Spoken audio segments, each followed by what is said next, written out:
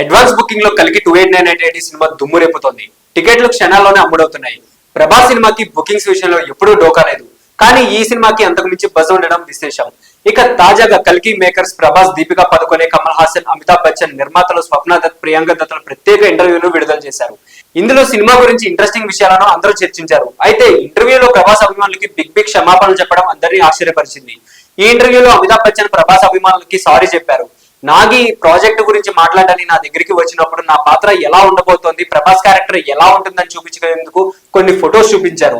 సినిమాలో నాది ప్రభాస్ ని కొట్టే క్యారెక్టర్ అని చెప్పారు. అందుకే ప్రభాస్ అభిమానులందరూ దయచేసి నన్ను క్షమించండి, నేను చేతులు జోడించి క్షమాపణలు కోరుతున్నాను. సినిమాలో నేను చేసే పనులు చూసిన తర్వాత నన్ను తిట్టకండి, ట్రోల్ చేయకండి అంటూ బిగ్ బి చెప్పుకొచ్చారు.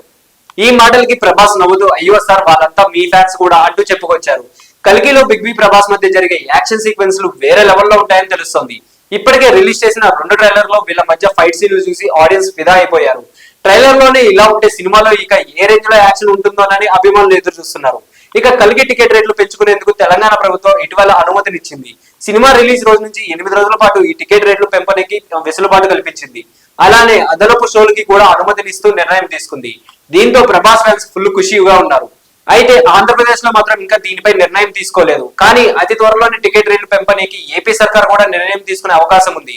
గతంలో జగన్ సర్కార్ అదనపు షోలకు రద్దు చేసిన సంగతి తెలిసిందే. ఆ సమయంలో ఇండస్ట్రీ పెద్దలు చర్చించినప్పటికీ జగన్ సర్కార్ ఒప్పుకోలేదు. కానీ ఇప్పుడు కూటమి ప్రభుత్వం రావడంతో అదనపు షోలు టికెట్ రేటు పెంపనీకి దాదాపు గ్రీన్ సిగ్నల్ వచ్చినట్లే. సో ఇలాంటి మరిన్ని ఇంట్రెస్టింగ్ అప్డేట్స్ కోసం please do like, share and subscribe to our YouTube channel.